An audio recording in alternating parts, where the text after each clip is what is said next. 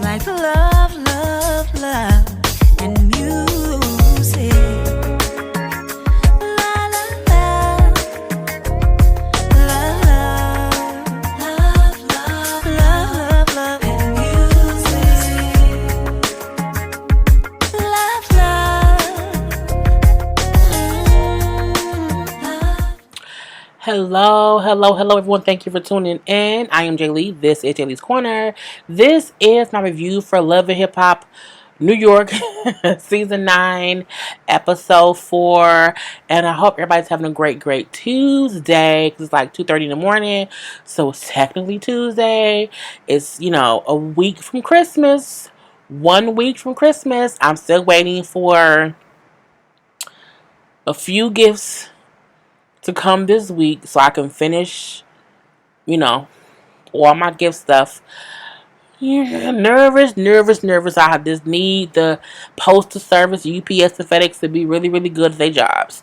Anyway, if you have not done so already, please take a moment and subscribe to my channel and become a whole Jaybird, and all that good shit. Okay, do not forget to like, comment, and share this video, to hit the notification bell to let you know when I have new videos up.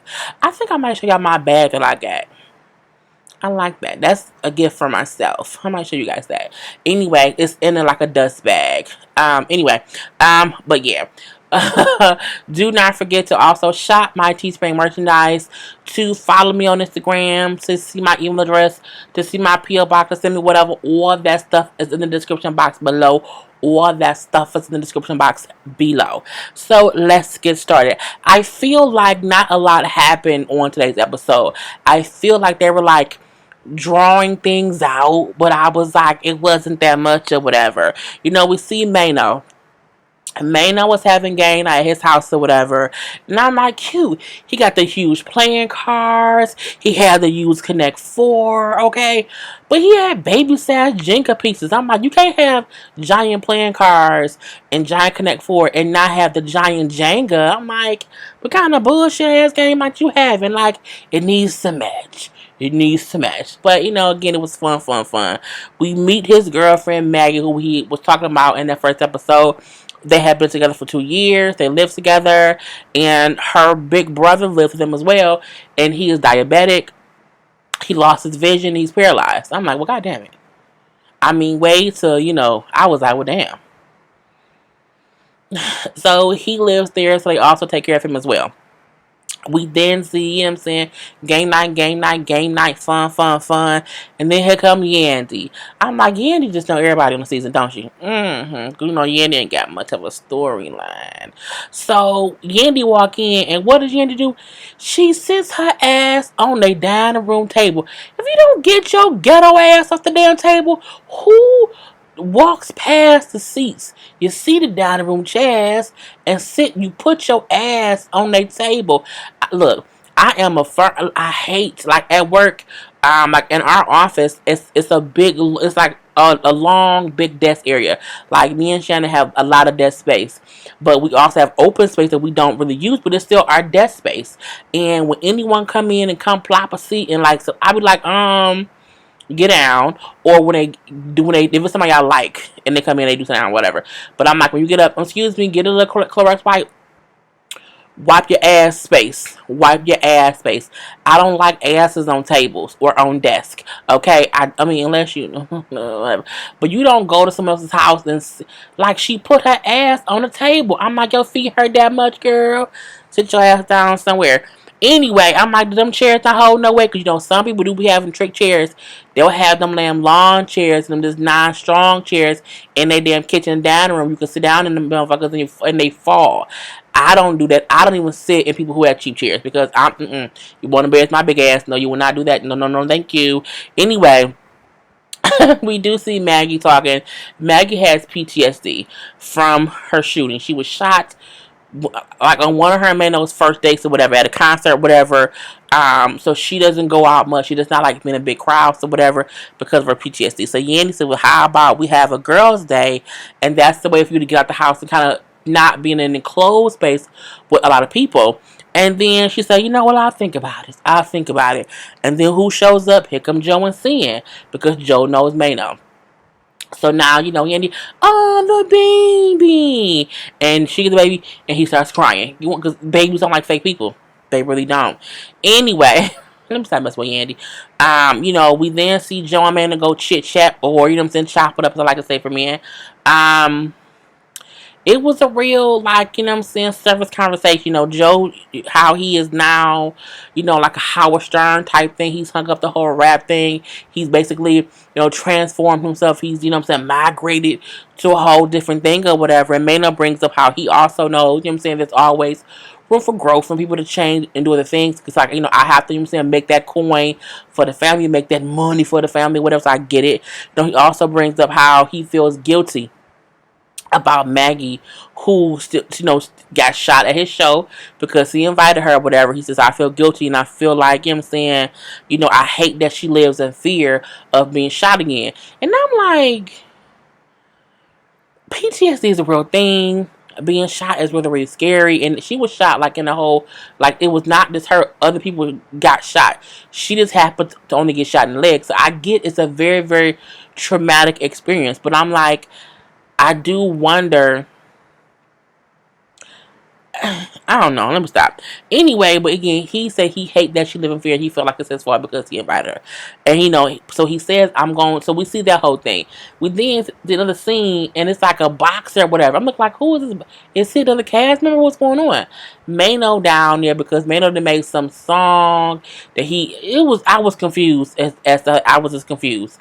I didn't know what was going on. I was like, what's going on?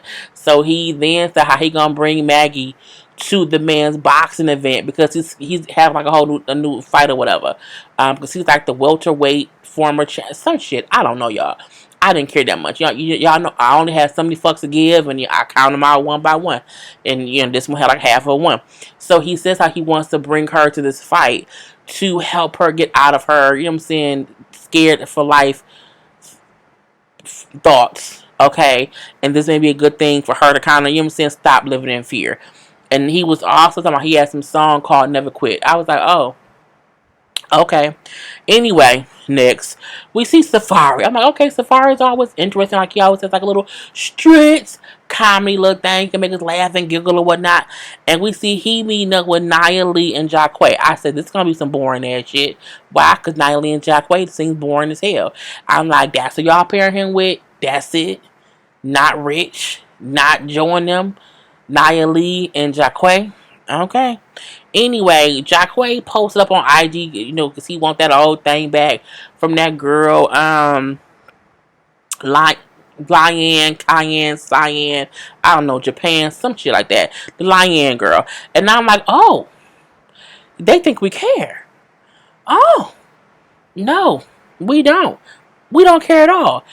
Until the Cayenne girl pop up, because Safari didn't invited her and Jacquay start talking or whatever, and what you gotta say to me? I'm like, again, but I'm like, zero fucks is given, but why is she here?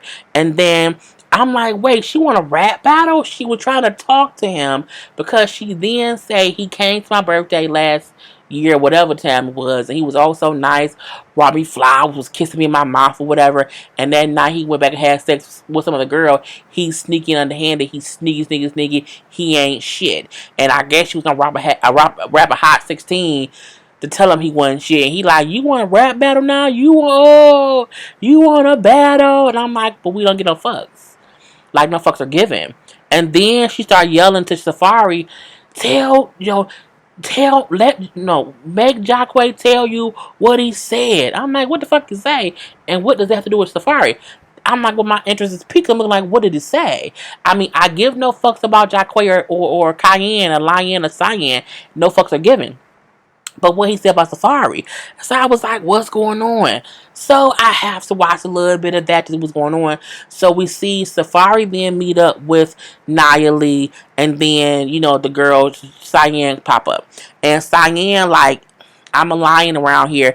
And she said, well, Jacquay is real fake or whatever. You know what I'm saying? He said that you faked that whole robbery for an insurance scheme. You know what I'm saying? That's what Jacquay said, because he old fake and phony, and he be in your face smiling but lying and talking shit behind your back. He ain't shit. And I'm looking like, sometimes with some exes, you have to take what they say with a grain of salt. You know what I'm saying? It's a whole little grain of salt. Because at what point did he say this? Like, was it when y'all was together or when y'all broke up? Like, yeah, you know what I'm saying? I just, it was some bullshit afoot. Anyway, we do see how Jacquay have a show later, okay? And I'm like, it was just stupid. I mean, I'm getting all done one swoop. She say he fake because he said it's about Safari. So I'm like, I didn't do that, you know what I'm saying? If this wasn't no insurance scam, you know what I'm saying? People is in jail behind what happened. So he then go to a show Jacquay having. Jacquay had this little weird ass show. It's like 17 actors who I'm sure I'm on the paid to be there. He throwing shirts at them. You get a shirt. No, you get a shirt. Everyone gets a Sean John shirt because no one wears Sean John anymore. And that's the only reason Jacquay is a spokesperson. So Safari pop up, because I'm like, I don't think he was rapping, because it was literally 17 people in the audience he was talking church to. I'm like, that wasn't really a crowd of people. That was like a little, I don't know. It was 17 people. When he go over to talk to Safari, I think it was Safari, Nia Lee, and it was somebody else there who I didn't care to. I didn't really care about. Because it wasn't Sin. Because I like seeing. It was some nobodies. Anyway, you know, Safari then say, yeah, I feel kind of funny because, you know what I'm saying, I met up with Cayenne, Lion, and she said that you said that I faked that whole robbery thing, games. I faked it for some insurance stuff. And he like, you hear about some he say, she say bullshit? I said, damn, he is. It's some he say, you came to me and said, she said that you said. I was like, that is some he say, she say bullshit. And I was like, and what's the fuck? And Jacquay like, man, I can tell, I'm not doing no he say, she say bullshit. And he walked away. I mean, I feel like he probably did say some shit or whatever, but he didn't deny it. He just said, I'm not going to, you know what I'm saying, get into some he said, she said bullshit. But I'm like, I also feel like what Safari went through was not an insurance scam. What Tony Braxton and Birdman doing, that's an insurance scam. What you say your jewelry was in a whole suitcase and the suitcase is missing, okay? And even if you find a suitcase, the jewelry ain't in it.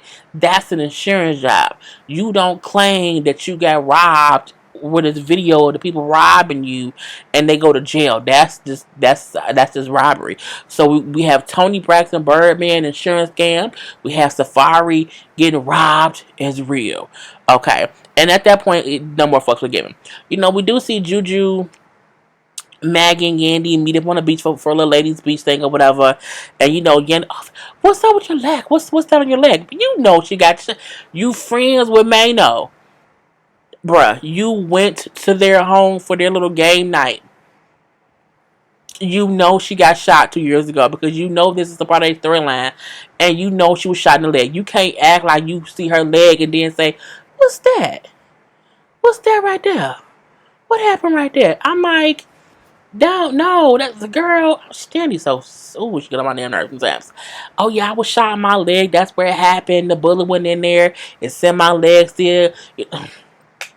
Okay, I get it. Anyway, we then see Juju, like I'm saying, I don't want to be here and no bullshit happen or whatever. I want to come and relax. Even though me and, you know, Yandy then made up or whatever, I ain't here for no bullshit. I was almost not going to come because I don't know who all coming. But she get there and it was just her, Yandy, and Maggie. And then up walks Trouble. Up walks Anais. And, you know what I'm saying? You know, the usual mess or whatever. So, Yandy and Maggie walk away to get them to town to talk. Juju was first like, I don't know why Yandy got me here talking to her. I don't want to deal with this bullshit. This is bullshit. And Anais then apologized to Juju for her antics and, you know, doing too much. And she said, I was wrong. Juju accepts. She also brings up how, oh yeah, because we had lunch with Jonathan and he brought up some more stuff. He was blaming me, blaming you, blaming Cambella, blaming everybody but himself or whatever. So I'm not too happy with him right now. And then she like, oh, so he kept talking about me, like, even after the birthday thing. And she said, well, I'm not a snitch. But you kind of just snitched. But you know what I'm saying, whatever. And they both kind of just realized that Jonathan is the one that kind of got them upset with each other, and also that how he's always blaming other people for the bullshit, even when it's really him. I said, but again, it ain't too many fucks we can give, so whatever. We then see Juju gonna meet with Jonathan because she wanted to clear the air, and then she tell him, I felt ambushed when I got to your party and you came at me and then Anais came at me. He's like, ambush? That means we plotted and planned to, when we saw you, that I said to her, when Juju gets here, say A, B, C, D, E, F, and G. And I cannot do that. You want to know why? Because you were not invited to my birthday party. Okay, he had a point there. Anyway, ambush also just means your friend knew on sight if I'm there to say A, B, C, D, E, F, and G. You might not have known for this particular occasion, but you also had some kind of conversation too, you know what I'm saying, for whatever. But again, you had said things about Juju to Anais. So Jonathan, you are trouble, trouble, trouble times three. You know what I'm saying? He still then says how, you know what I'm saying, I did tell Anais I hated how she acted and how she treated you.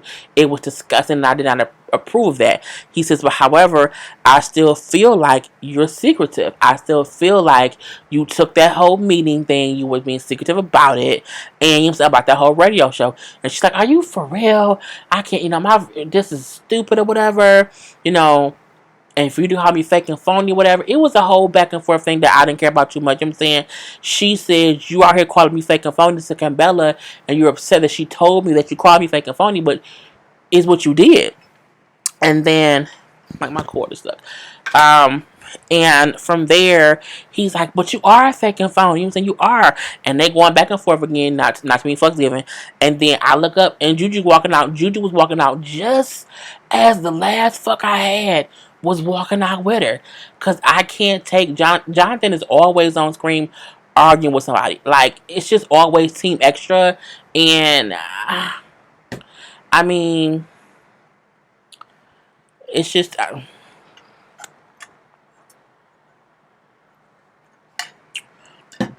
I was looking for fucks, but I don't see any. And then, lastly, Mano. This is how quick the show was. Mano was taking a girl to see the boxing match. So, because he talked to her.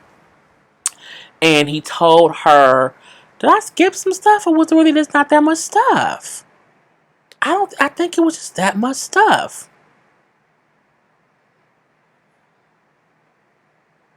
Well, when Mano first told the girlfriend that he was gonna take her to the boxing thing, it was her, him, and the brother sitting outside. And, for her, she's like, I don't know, I'm still scared about being in these open situations or whatever. And her brother talk. And, you know what I'm saying, he basically tell her, you know what I'm saying, you need to stop living your life in fear. Like, you used to be this person who was always out doing this and doing that, and you are not that person anymore. You need to just go out and live life. And she said, you know what, brother, you right. You know what I'm saying, what would I do without you? It was really nice. Her brother, who is blind and can't walk and is diabetic, telling her, you need to live your life because you really have no real reason to not do that. But me, you know what I'm saying, I'm blind and I can't walk. You know what I'm saying, you can do things I cannot do.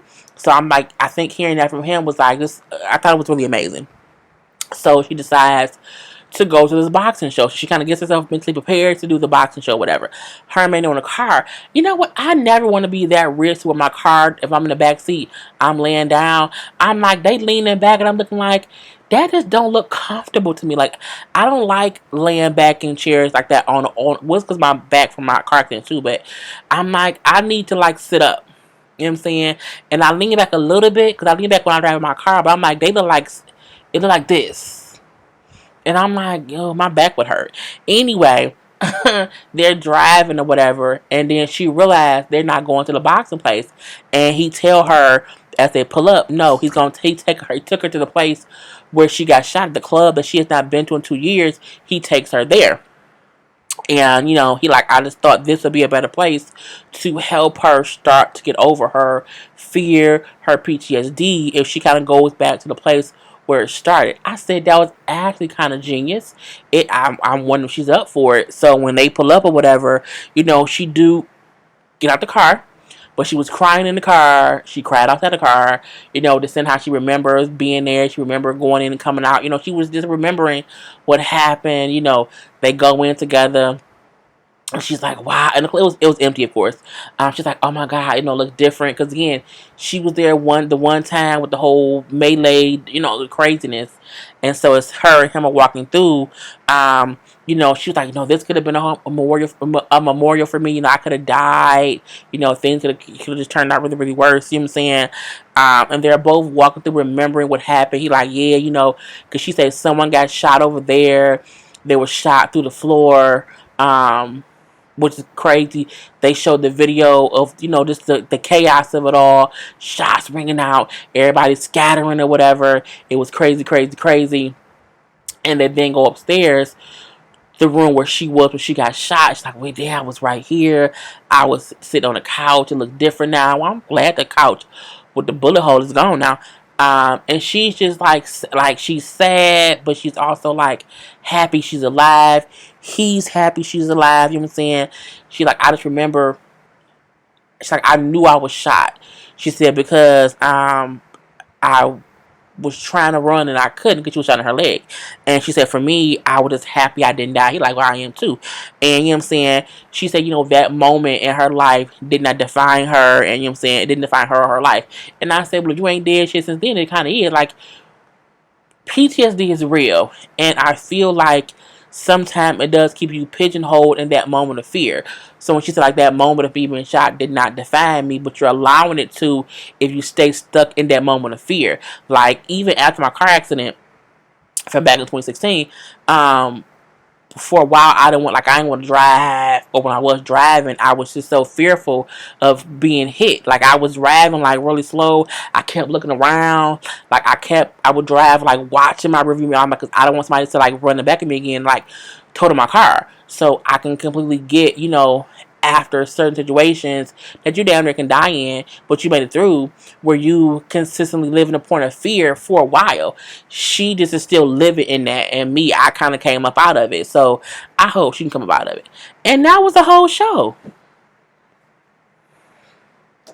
That was it. Like, I mean, I'm not pressed about Cheyenne, Lyanne being on here. We see Mariah Lynn coming back next week. I mean, girl, we ain't see. Look, love Mona. Don't you trick us into having a good 1-2 episodes and then start with the bullshit and adding all these BS characters. I don't care about Kanye and Lyanne. I don't have time for another scandal season of some shit with Safari because someone said something and some. Mona, don't you fuck with us now. Don't you do it, girl. Don't you do it. Anyway, put your comments in the comment section of how you like the episode. I am Jay Lee. This is Jay Lee's Corner. Peace. He's like love, love, love, and music.